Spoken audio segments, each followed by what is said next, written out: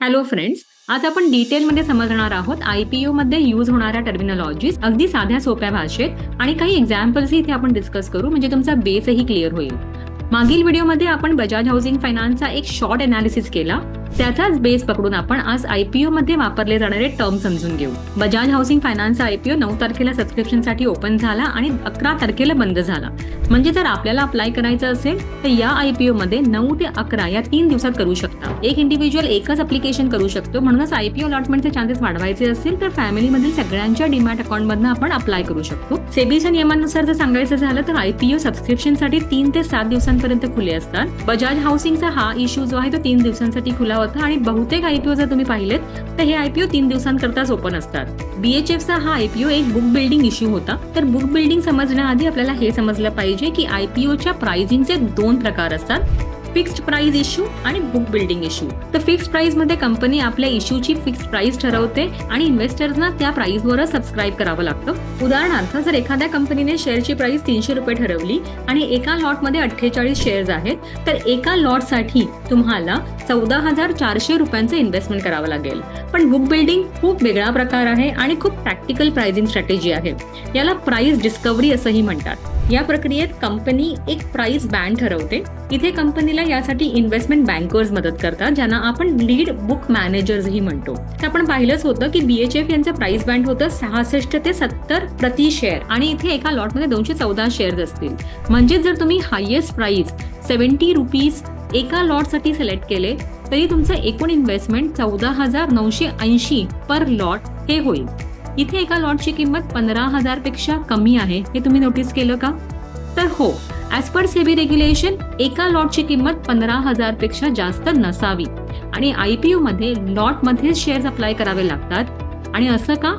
कारण सेबीच्या नियमांनुसार आयपीओ मध्ये एक लॉट मधील किमान गुंतवणूक 10,000 रुपये आणि जास्तीत जास्त गुंतवणूक ही 15,000 रुपये अशी असावी. म्हणूनच तुम्ही रिटेल इन्व्हेस्टरचा कुठलाही आयपीओ उचला त्याचा प्रत्येक लॉट हा 15,000च्या खालीच तुम्हाला मिळेल. आणि असे आपण किती लॉट अप्लाय करू शकतो?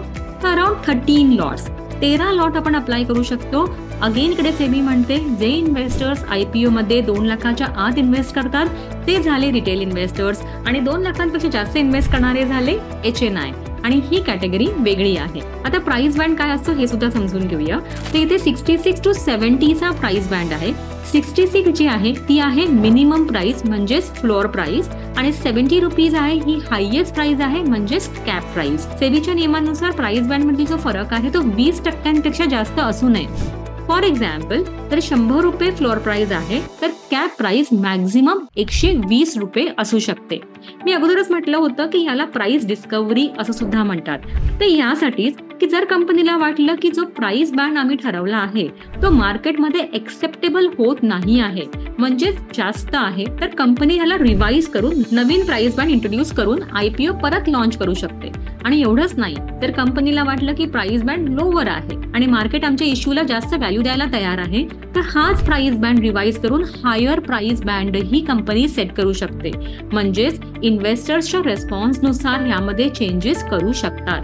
ऑब्व्हियसली हे सगळं सेबीच्या रेग्युलेशन्सला स्ट्रिक्टली समोर ठेवूनच होतं या शंका नसावी. आणि आयपीओ मध्ये जास्तीत जास्त अप्लिकेशन हायेस्ट प्राइस बँडवर आले तर तीच शेवटी फायनल प्राइस म्हणजे इश्यू प्राइस ठरेल. म्हणजेच अगेन ज्या प्राइसवर सर्वात जास्त बीड आले किंवा अप्लिकेशन आले ती झाली इश्यू प्राइस ज्याला आपण कट ऑफ प्राइसही म्हणतो. परत सांगते, जास्तीत जास्त अर्ज जर 70 रुपयांवर आले तर शेअरचं इश्यू प्राइस 70 रुपये ठरेल. जो कोणी यापेक्षा कमी प्राइसवर अर्ज करेल त्याचे अर्ज रिजेक्ट होतील. आणि आपण पाहिलंच आहे की प्राइस बँड रिवाइजही करू शकतात. HCL टेक्नॉलॉजीचा आयपीओ आला होता नोव्हेंबर 1999 मध्ये. त्यांनी बुक बिल्डिंग प्रक्रियेने आयपीओ लॉन्च केला आणि त्याला जोरदार प्रतिसाद सुद्धा मिळाला. हा आयपीओ 27 पट जास्त सबस्क्राईब झाला आणि इथे कंपनीने आपला प्राइस बँड 450 to 540 वरून 500 to 580 रुपयांवर केला म्हणजे रिवाइज केला आणि शेवटी इश्यू प्राइस जी आहे ती 580 रुपीज ठरली होती. म्हणजे इकडे प्राइस रिवाइज झाली आहे प्राइस डिस्कव्हरी पॅटर्नने. That is possible through book building issue. असंही होऊ शकतं की मार्केटमधील अनसर्टन्टीमुळे आयपीओ परत घ्यावा लागू शकतो. एक एक्झाम्पल देते मी इथे.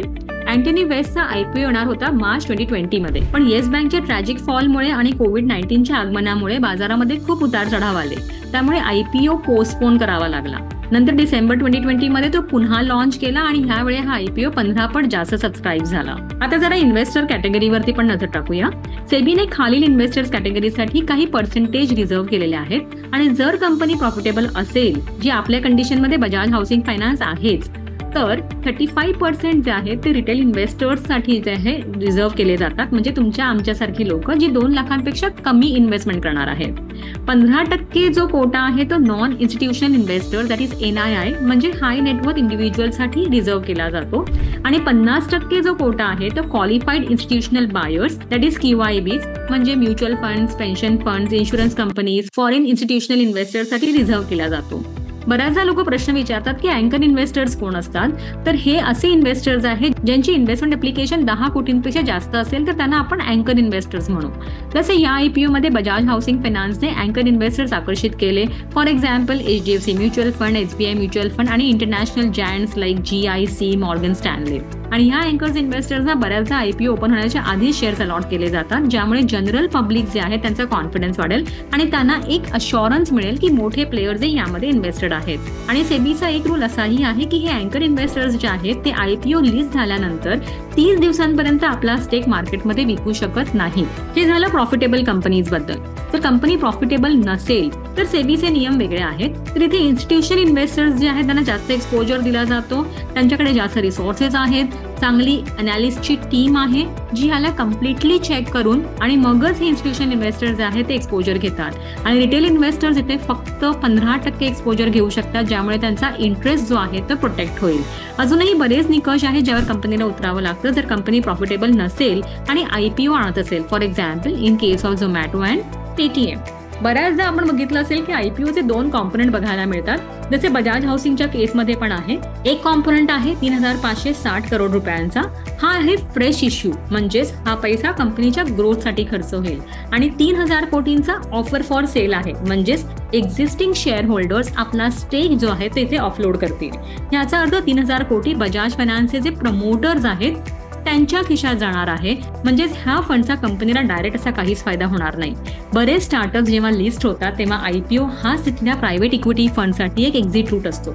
पण एक लक्षात ठेवा, जेव्हा IPOचा मोठा हिस्सा ऑफर फॉर सेलच्या माध्यमातून प्रमोटर्स आणि इन्व्हेस्टर्सकडे जातो तेव्हा त्याचा कंपनीला काहीही फायदा होत नसतो. इथे आपण मामा अर्थ म्हणजेच हुनासा कन्झ्युमरच्या IPOचं उदाहरण घेऊया. तर इथे अलग कपल जे प्रमोटर्स आहेत त्यांनी 100 कोटी रुपयांपेक्षाही जास्त पैसे घरी नेले, म्हणजे आपला स्टेक ऑफलोड केला. स्नॅपडीलचे रोहित बन्सल, कुणाल बहेल, मेरिको इंडस्ट्रीजचे रिषभ मारीवाला आणि शिल्पा शेट्टी कुंद्रा यांनी देखील मामा अर्थमधील आपला स्टेक विकला. अशा प्रकारचा निर्णय एक नकारात्मक सिग्नल जो आहे तो मानला जातो आणि रिसर्च अनलिस्ट जे आहे ते ह्या गोष्टीकडे विशेष लक्ष देतात. जर IPO पूर्णपणे सबस्क्राईब झाला नाही तर त्याला अंडर सबस्क्राईब्ड IPO म्हटलं जातं आणि असं अनेक कारणांमुळे होऊ शकतं. जसं की कंपनीच्या स्टॉकमध्ये लोकांना इंटरेस्ट कमी असेल, करंट फिनान्शियल कंडिशन्स जे आहेत ते चांगल्या नसतील, किंवा असं समजणं की स्टॉकची प्राइस स्टॉक लिस्ट झाल्यानंतर किंवा ट्रेडिंग सुरू झाल्यानंतर कमी होईल, असे काही परसेप्शन असतील तर IPOला रिस्पॉन्स चांगला येत नाही. तर हा स्टॉक अंडर सबस्क्राईब होऊ शकतो. म्हणूनच कंपन्या अंडर रायटर्स अपॉइंट करतात. युजली अंडर रायटर्स जे आहेत ते मोठ्या इन्व्हेस्टमेंट कंपनीज किंवा ब्रोकिंग हाऊसेस किंवा इन्व्हेस्टमेंट बँकर्स असतात, जे कंपनीकडून पर्सेंटेज चार्ज करतात अंडर रायटिंग करायचे आणि जो अनसबस्क्राईब पोर्शन आहे तो ते बाय करतात. सेबीचा नियम आहे, जर 90% पर्यंत IPO सबस्क्राईब झाला नाही तर तो कॅन्सल होईल. म्हणूनच हे अंडर रायटर्स हा अनसबस्क्राईब पोर्शन घेण्याचं अग्रीमेंट करतात सो दॅट IPO कॅन्सल नको व्हायला. पण ह्याचा निगेटिव्ह इम्पॅक्ट IPOच्या लिस्टिंग डेच्या सेंटिमेंट्सवर पडू शकतो, ज्यामुळे लिस्टिंग गेनचे चान्सेसही कमी होऊ शकतात. चला तर आता आला लिस्टिंग डे. IPO क्लोज झाल्याच्या 6 दिवसाच्या आत अलॉटमेंट होऊन कंपनीचं स्टॉक एक्सचेंजवर लिस्ट होणं अनिवार्य आहे. तुम्हाला इथे एक इंटरेस्टिंग फॅक्ट सांगू. रिलायन्स इंडस्ट्रीज किंवा इन्फोसिस सारख्या $100 बिलियन पेक्षाही मोठ्या कंपन्या त्यांच्या सुरुवातीच्या काळात प्रायव्हेट लिमिटेड कंपनीज होत्या. नंतर त्या पब्लिक लिमिटेड कंपनीमध्ये कन्वर्ट झाल्या आणि मग त्या लिस्टेड झाल्या. म्हणजे कुठल्याही कंपनीला स्टॉक एक्सचेंजमध्ये लिस्ट व्हायचं असेल तर तिला आधी एक पब्लिक लिमिटेड एंटिटी असावं लागतं. कारण प्रायव्हेट लिमिटेड कंपनीजमध्ये शेअर होल्डर्सची संख्या लिमिटेड असते, that is 200 as per companies act, आणि त्यांचे शेअर्स फ्रीली ट्रान्सफरेबल नसतात. आणि प्रायव्हेट लिमिटेड कंपनीचे शेअर होल्डर्स जे आहेत ते इतर शेअर होल्डर्सच्या कन्सेंटशिवाय आपले शेअर्सही ट्रान्सफर करू शकत नाहीत. आता तुम्ही पाहिलंच असेल की आयपीओ नेहमी बुल सेंटिमेंट्स असलेल्या बाजारातच आणले जातात, म्हणजे कंपन्यांना मल्टीफोल्ड सबस्क्रिप्शन मिळेल आणि त्यांची हवा अशी काही बनेल की इन्व्हेस्टर्सना छान लिस्टिंग गेनही मिळेल. पण असं असूनही ओला इलेक्ट्रिकचा लिस्टिंग डे परफॉर्मन्स फ्लॅटच होता. पेटीएमची इश्यू प्राइस होती 2150, पण तोही लिस्ट झाला त्या दिवशी इश्यू प्राइस पेक्षा 9% डिस्काउंटवर, म्हणजेच 1955 वर, आणि एकाच दिवसात 27% तुटून हा शेअर 1560 वर बंद झाला. प्रॅक्टिकली लिस्टिंग डेला सिग्निफिकंट व्हॅल्यू गमावून. पेटीएमचे फाउंडर अजय शेखर शर्मा यांचे एक स्टेटमेंट मला इथे कोट करावंसं वाटतं. Paytm's IPO is being issued at a discount, and we believe it provides a great opportunity for investors to invest in a company that is set to capture the next wave of India's digital revolution. त्यांच्या म्हणण्यानुसार आम्ही पेटीएमला 2150च्या प्राइसवर आणलं आहे, म्हणजे स्वस्त आणलं आहे, आणि हा एक रेव्होल्युशनरी स्टॉक ठरणार आहे. म्हणजेच आम्ही आमची कंपनी लिस्ट करून बिचारा इन्व्हेस्टर्सना आमच्या या कंपनीमध्ये भागीदारी देऊन उपकारच करत आहोत.